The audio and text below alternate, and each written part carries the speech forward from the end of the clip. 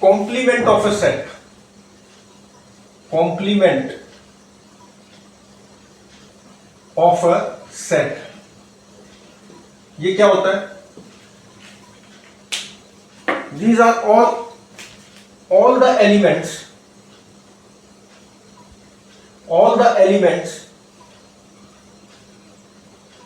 of universal set, all the elements of universal set which are not the elements of set A. Complement of set A में कौन से element आएंगे? Complement of a set A contains all the elements of universal set which are not the elements of set A.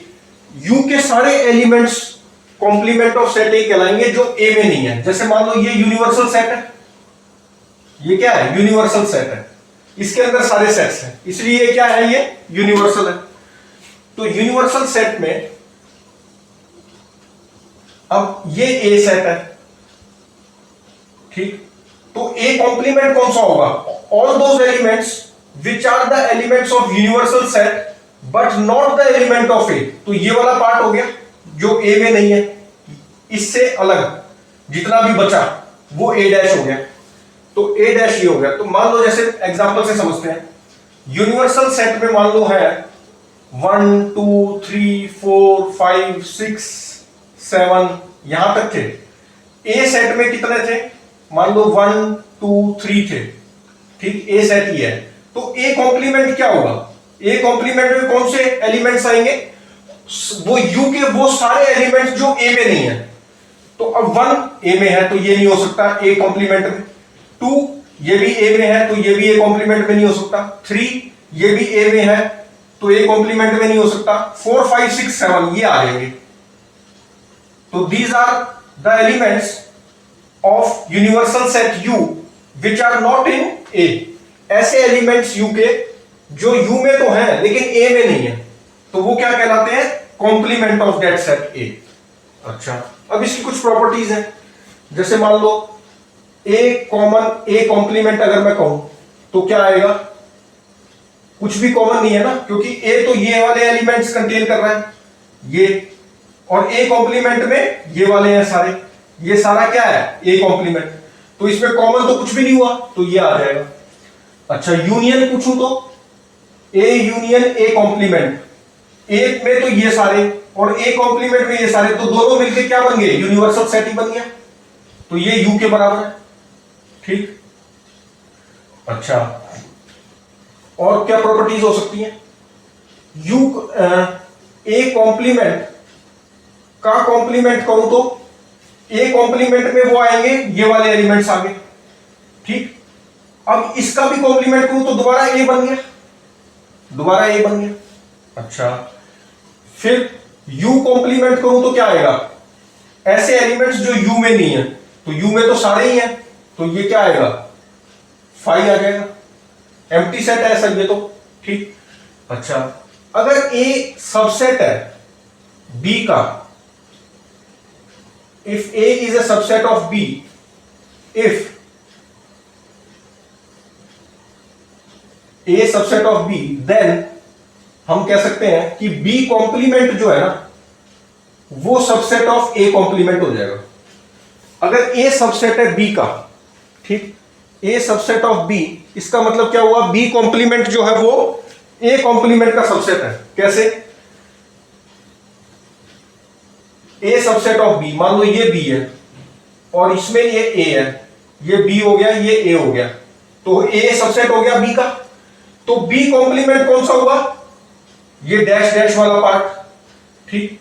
A complement कौन सा हुआ? Dash dash वाला part भी plus ये वाला पार्ट भी, ये, तो ये और इसमें सिर्फ ये, तो कॉमन पार्ट कौन सा हुआ? मतलब ये A कॉम्प्लीमेंट बड़ा हो गया ना, तो A कॉम्प्लीमेंट में B कॉम्प्लीमेंट आ रहा है, तो B कॉम्प्लीमेंट सबसेट हो जाएगा A कॉम्प्लीमेंट का, ठीक है। A सबसेट ऑफ अगर B है तो ये कॉम्प्लीमेंट हो जाएगा इसका। अच्छा, और क्या हो सकता है? अब हमने पढ़ा था A minus B is not equal to B minus A. Difference of sets में ये पढ़ा था, प्रूव भी करके दिखाया था एग्जांपल लेके। अच्छा, लेकिन a minus B is equal to B minus A तो नहीं होता, लेकिन इनके कॉम्प्लीमेंट्स का अगर डिफरेंस लूं तो हो जाता है। ठीक, B complement minus A complement. ठीक है, कैसे? जैसे मान लो ये a है, ये b है। ठीक, a माइनस बी में कौन से एलिमेंट आते हैं? ये वाले एलिमेंट्स, ये वाले। ठीक, इसको 1 बोल देता हूं। मान लो a माइनस बी में ये 1, ये मान लो 2 है, ये 3 है। तो a माइनस बी में कौन सा रीजन आ रहा है मेरा? 1 वाला। ठीक है, दिखा रहा हूं कि कैसे ये इक्वल है समझाने के लिए। और b डैश में कौन सा आएगा? ये मान लो 4 है। ठीक है, तो b डैश में कौन सा एलिमेंट आ रहा है? b complement. b कॉम्प्लीमेंट में 2 और 3 को सारा 2 और 3 को छोड़ दे, बाकी जो भी है वो सब b कॉम्प्लीमेंट में है। मतलब वो वाले एलिमेंट्स जो u में तो है लेकिन b में नहीं है, वही तो b कॉम्प्लीमेंट होते हैं। तो ये हो गया 1 और 4। ठीक, a कॉम्प्लीमेंट कितना हो गया? वो सारे एलिमेंट जो a में है, u में तो है लेकिन a में नहीं है, तो वो हो गए 3 और 4। अब अगर मैं b dash minus a dash लिखूं, तो ये मैं जानता हूं डिफरेंस ऑफ टू सेट्स में b dash minus a dash है, तो वो सारे एलिमेंट्स होंगे b डैश के जो a डैश में नहीं है। तो 1 इसमें नहीं है, तो ये आ गया। 4 इसमें तो है, तो 4 आ नहीं सकता, तो सिर्फ 1 ही हुआ। तो b dash minus a dash is 1। ये किसके इसमें रीजन 1 आ गया, और a माइनस b में भी 1 था, तो इसलिए ये इक्वल होते हैं। अच्छा, a minus b is b dash minus या b complement minus a complement. अच्छा, a minus b is equal to a common b complement भी लिख सकते हैं। इसी तरह b minus a equal to b common a complement लिख सकते हैं। कैसे? a माइनस b में ये 1 वाला रीजन है। ठीक है,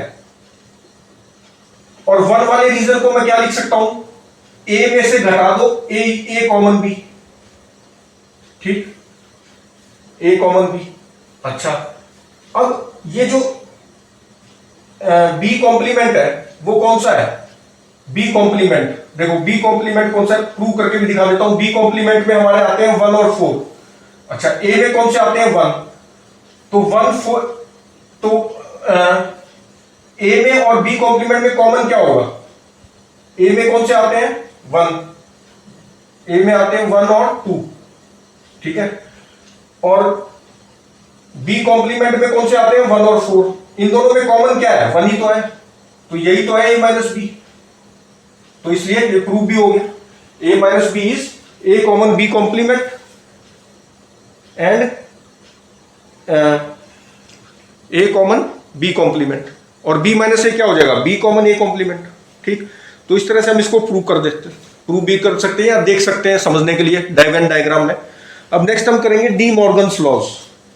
नेक्स्ट क्या करेंगे? De Morgan's laws.